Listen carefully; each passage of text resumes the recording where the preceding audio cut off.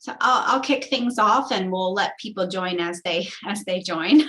I'm Jennifer Souter. I'm the Director of Patents and Licensing for WiSys. Really pleased to be here today for this event. And thanks again to our panelists, Rachel, Angeline, and Jenny from Exact Sciences and Promega. So we certainly want to have everyone have the opportunity to engage with you all. I'll maybe just get things started by asking each of our panelists to introduce themselves and maybe just say a few words about your company, in terms of mission, goals, history, anything you want to share that would be helpful for the attendees here today. So Jenny, I'll start with you. I'm just going to go around the room if that's okay. All right. Thank you so much, Jennifer. It is a pleasure to be here today. Thank you so much for this opportunity to talk with you students. I'm looking forward to a very lively and engaging discussion. My name is Jenny Loeb. I work for Promega Corporation in Madison, Wisconsin. I have this really long title, but basically I am a global market segment manager where I focus on the academic government market segment.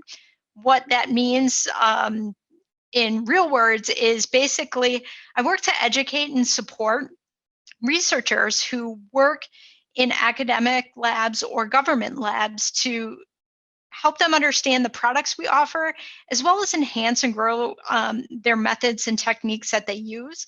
I also run a initiative focused on educating and supporting early career scientists such as yourselves. Promega Corporation, just real quickly, it was founded in 1978 here in Madison, Wisconsin by Bill Linton. We have grown to the point where we are at about 1,800 employees throughout the world. We have 16 branches located throughout the world, and we have over 4,000 products in our catalog designed for researchers who span all sorts of various life science research applications. Thank you. That's great. Thanks so much, Jenny. Rachel, I'll turn it over to you from Exact. Please introduce yourself. Thank you. So I'm very excited to work with you all and talk to you. I've been with the company about 4.5 to 5 years. I've actually seen Exact Sciences when it was first one building at by Badger Road, and now it's I think we have 7 locations in Wisconsin. We're building now, we're in California, Arizona, Utah, and now we're branching off internationally. Cologuard is our main product, but we also do the testing for the state of Wisconsin. And one of our board members is Governor Doyle, which is great to hear. So our mission is basically just, screening as many people as possible for colon cancer, obviously. And then we're branching off to different cancers, just testing everything out, but nothing has been set in stone yet. Jenny, you did your homework. I don't know when we first started Exact Sciences, even though I've been here, I swear it's 4.5 to 5 years, I lost count, but we've been here probably maybe 10 to 15 years. So our president is Kevin Conroy. I don't know if you guys know him, but he actually founded the company, and we started with Cologuard. So. That's great. Thank you so much, Rachel. And Angeline? Yes, hi. So my name is Angeline. I'm also with Exact Sciences alongside Rachel. We're both within the talent acquisition team. Just kind of going off what Rachel said, so we are trying to expand on what we're able to do in terms of screening, diagnostics. I'm relatively newer at the company compared to Rachel. I've been here about 4 or 5 months, but learning a lot and excited to kind of share that with everyone during this time. That's great. Well, thanks so much to our panelists again for the introduction. I will just note that we are recording this session, and the goal is that this will be made available to attendees as well as for the future for other students who weren't able to attend today. So since we have a smaller group, I would like everyone else that's in the room to maybe just introduce themselves and just say a few words about what you're maybe interested in learning today. For our panelists, you might note that we have some faculty and staff members from the universities as well joining us, which is really great so that they can become aware and share the knowledge back at their campuses. So maybe Sue, I'll start with you if that's okay for a brief introduction. Hi, I'm Sue Kissinger. I'm one of the career specialists at the University of Wisconsin-Stevens Point, and I'm working in employee relations, but I'm also work with all the STEM students. So I'm excited to learn more, especially for our chem and biochem students. They're really excited, and that program is really growing at UWS. Piece. So, and clinical lab sciences. So I'm just excited to learn more, and I'm happy to be here. Thank you, Sue. Linda? I'm Linda Peacock Landrum, Director of Career Services at UW Green Bay, and I'm joining because our College of Science and Engineering and Technology is one of our growing areas. Our chemistry program, biology program is growing, and this tends to be an area where a fair number of our students do look and explore, as well as some of our human biology students that choose initially not to go on for a healthcare program. Thank you, Linda. Brian? Yes, good afternoon, everyone. Brian Bartz, Director in Career Services at the University of Wisconsin Stout. Excited to see some of my colleagues here, Sue and Linda. Good to see you. I'm interested in learning a little bit more about some of the science areas, as we've got several programs that would be directly our students would benefit directly from knowing about skills that you look for, different things like that, specifically our applied science and our applied biology and applied biochemistry and molecular biology program, so which is newer on the university. So thank you. Thank you, Brian. Anna? Hi, my name is Anna. I go to University of Wisconsin Stout. I am in applied biology, so I would like to hear the same about the opportunities for applied biology majors. I'm interested in biomedical sciences and anything around medical, anything about patients and diagnostics. I have been working with citrullination of proteins this last year, and I'm interested about more of MS research as well. Thank you, Anna. Abigail? Hi, I'm Abby, and I'm going to be a sophomore this coming year at UW Stout. Oops, my camera's not on. There we go. And I'm majoring in applied biochemistry and molecular biology. And I'm just kind of interested in knowing kind of what maybe people are looking for in regards to internships, whether there are certain classes we should take before we get an internship, and if maybe doing research in class is a little bit more valuable to maybe future employers as well, and if maybe they require extra schooling, would be interesting to know as well. Oh, well, thank you so much, everybody, for the brief introduction. I guess maybe I'll start with the panelists just based on some of these questions in terms of, what types of internships are available at your organization, and maybe speaking a little bit to what are some of the examples of requirements that you might be looking for in terms of those classes, the research. And so, Rachel, maybe I'll start with you at Exact, and Angeline, perhaps you can chime in as well, and then we'll go to Jenny from Promega. Yeah, certainly. Our internship has grown throughout the years. We have hired, 95 interns, but it's different departments, obviously. So I think for the R&D department, it was like 9 or 10. And then let's say for other ones, could be 9 or 10 where it's split. Angie, did you want to mention anything else? Yeah, so some of the internships we have definitely within the clinical science lab. We do have a few R&D research positions, as well as just overall a little more data science, biotech. So we do have a little bit across the entire business, but we do have a lot of opportunities within the lab for research and kind of working on experiments. Jenny? We don't have nearly as high of an impressive number as Exact does as far as interns go, but I would say we're about in the 20 to 25 student range. We look to hire undergrads as well as grad students. We hire into R&D. We have a scientific applications group. We have a scientific training group that also hires interns, marketing, scientific writing, marketing services, and sales tend to hire in those roles for interns. And I guess same question to Jenny. What are some of the best ways for students to find these opportunities at your company? For instance, do you engage with career services offices like the folks that are here with us today? Or are there other ways that students can avail of these? Yeah, that's a really good question. That's a question I get asked a lot when I talk to students and such. And the best way to find out about our internships, what I've learned is there are 2 ways. First off is our company website. Starting in November, we start to post all of our internships. It's a rolling posting. And what that means is as internships for various departments and managers are approved, they get posted. And I would say they start to get posted in November. We post kind of the last ones in January, and we start to review resumes and such and interview in December. The other place that is really good, and I know some of my interns and applicants have also utilized, is Handshake. And so we as a company, I know, are getting better at using Handshake to post everything out there.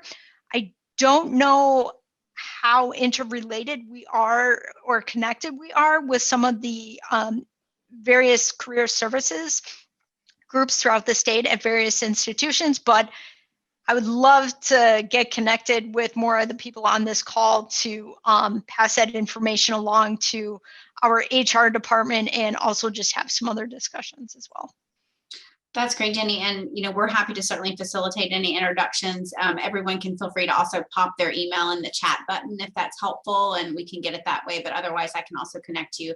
And I guess same question to Rachel and Angeline at Exact is, where can students find these opportunities? How do you engage with campuses? Yeah, great question. Oh, wait, sorry, go ahead, Angie. Go ahead. No, so I think kind of similar to what Jenny mentioned. You can see our positions in at our careers page. We do start posting in September, and so and it is rolling out. So as positions open, get approved, you'll be able to kind of see additional along the way. And then we do start hiring for that summer as we identify candidates. And we're also on Handshake too. So we post quite frequently on there too. Okay, thank you. And you touched a little bit or mentioned the interview process, Jenny, in terms of, kind of that next step. It'd be helpful if each of you could talk a little bit about, what does that interview process look like? Who are students typically interviewed by? And do you envision they'll be in person or virtual kind of, or has that been decided yet for the coming year? Maybe Jenny, I'll start with you. Yeah, that's a very good question, especially moving forward. The interview process typically consists of a phone screen, regardless of the situation. There's typically a phone screen with the hiring manager. If that goes well, you're moved into sort of the next stage.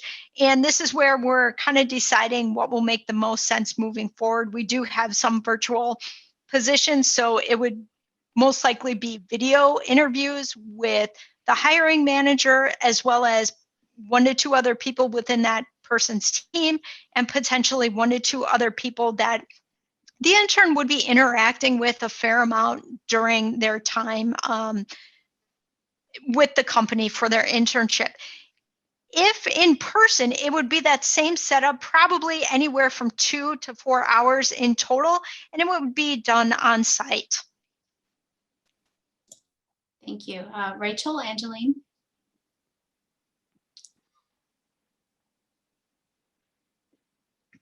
I can cover that a little. So it will start off with a hiring manager screen as well.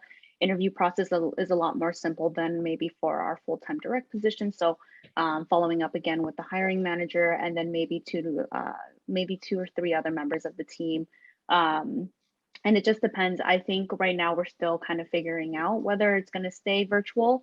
We are maintaining that for now until things change along the way. So just to branch off to that, for anybody that's in the lab, we try to get it to have it on site, but we're trying to, push to do on-site interviews. But like Angie mentioned, it's going to be through Zoom. And just to build off that, it is first a phone screen with the recruiter. And if the hiring manager wants to get into more technical skills, then we'll go to the second phone screen. And then after that, we'll have a panel members. And we try to go with our 5 core values, which is innovation, integrity, quality, teamwork, and accountability. So we try to address those during our interview and also throw out some technical skills. Oh, that's great. And, this kind of came up in one of the questions, I believe, by Abigail, but just thinking about, those that are coming in as an intern candidate, they're applying for these positions, they're getting ready for interviews, what do you like to see? What makes someone really rise to the top and stand out? And are there, certain prerequisites that you really look for that students should be striving towards before they apply? Maybe go back to you, Jenny. Okay, so lots of great information in there. I'll try to remember to touch on everything, or at least as much as I can. So I am someone who does actually hire interns. And so when I look for intern candidates, the first thing I care about most when I'm reviewing an application is on their resume, do they have some sort of statement that tells me why they're applying? Or if they don't, did they submit a cover letter that tells me why they're applying and why they're a good fit? Otherwise, it can be very challenging for me to potentially piece things together. Demonstrating how whatever the qualifications are and sort of requirements for the job, how you have skills that match those, giving examples in your application definitely puts you head and shoulders above anybody else. That definitely stands out. And any work experience that may not seem like it's relevant, but let's say you're looking for somebody who has, for me, I was looking for an intern who had really good communication skills. They needed to have really good written communication skills. But some of these applicants weren't really confident that, talking about their coursework would suffice, but it did. So bringing up examples of how, whether it be in your coursework or at other jobs or other positions, historically, which may not seem like they relate, can be really powerful as well. It's really helpful. So it sounds like kind of the cover letter is very important, really establishing, why you're interested and then how your skills relate, giving examples for that, whether that's through coursework, research, and I would assume undergraduate research probably plays a key role in that aspect as well. Absolutely. Absolutely. That's a great summary of things. So Rachel, Angeline, what are your thoughts on what makes students rise to the top? Can I go first? Sorry, I don't want to talk over her. So. Oh, go ahead, Rachel. Oh, okay. So it just depends on the role, but what I look for is just making sure, my biggest thing first is looking to see if they qualify. That's my major points right there. So what I tell people, because I do internal coaching and for any external, is just to make sure, look at the job description, making sure that you actually qualify and maybe trying to tie in those skills into your resume. So I can look at that just in case you might have to update your resume quite frequently if you apply for roles, right? So that's what I look for is, do they have epic experience? Do they have, like Jenny said, communication skills? And then maybe add some volunteer work in there if you have done that. That's also relevant. I like to see that and just making sure that you're a part of the community. So Angeline, do you want to mention anything else?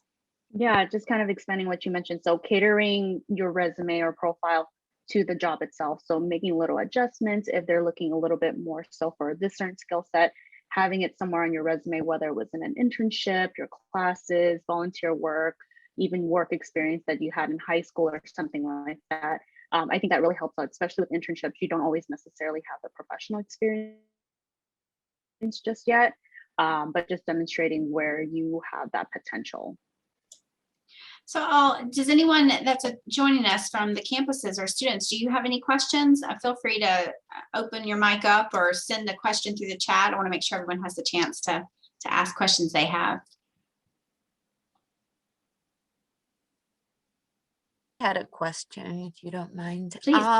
I have just became a president of our pre-health society in our college, and I am really wondering if any of you would be interested to become a speaker or, virtual or wherever you are, we can do on site now that we're not bound by COVID as much. I was just wondering what kind of, if you are willing to do that, what kind of topics would you like to highlight for our students? And what kind of questions would you be able to answer?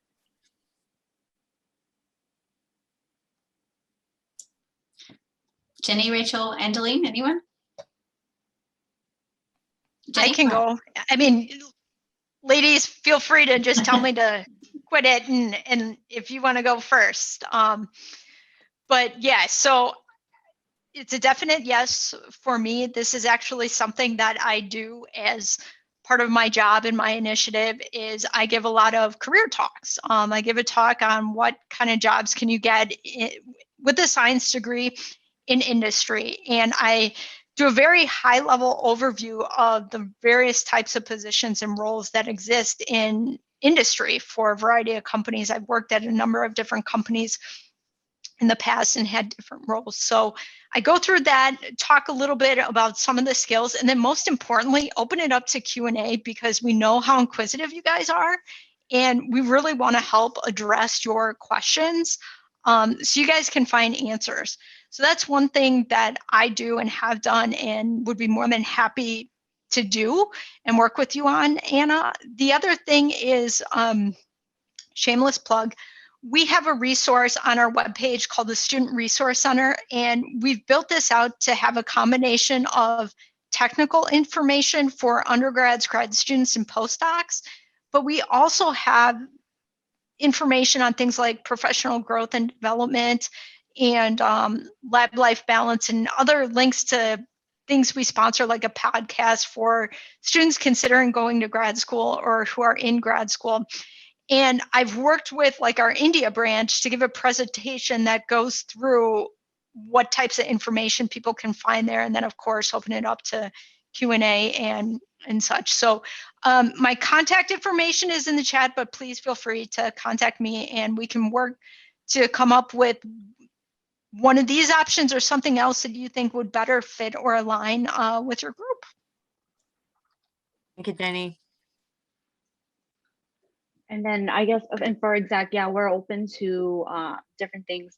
I know we have a program manager that specifically helps with the internship. She wasn't able to join today, but I will share my information afterwards and we'd be more than happy to kind of see how we can accommodate. I think similar things, just telling you guys a little bit more about Exact as a company, what opportunities we have, especially what potential industry experience you can kind of gain from your certain degree or something like that. Thank you, Angeline. It's great.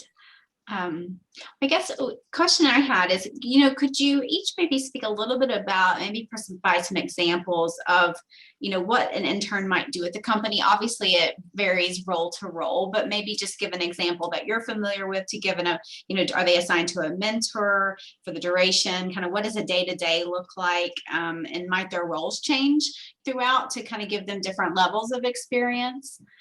Rachel, I'll start with you.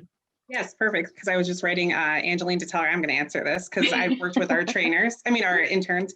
So it actually varies on each department, right? So what we do first is we actually assign a mentor or let's say a manager for our team, let's say 7 or 8 people.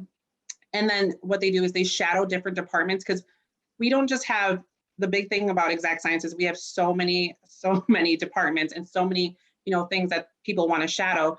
So what we do is we have them shadow certain ones that they, first were interested in. And then at the end of their internship or like close to their end of their internship, we have them focus on a specific department. And, I've done that a lot with our HR interns. If they're interested in, let's say, recruiting, I make sure to go over the step-by-step, have them shadow me on interviews. It's very open for everyone. So, and we try to get people, interns, to actually keep on coming back to us or get hired full time. So. Oh, thank you. Jenny? So as you mentioned, Jennifer, every role is going to be slightly different. Typically, an intern works with whoever the hiring manager is.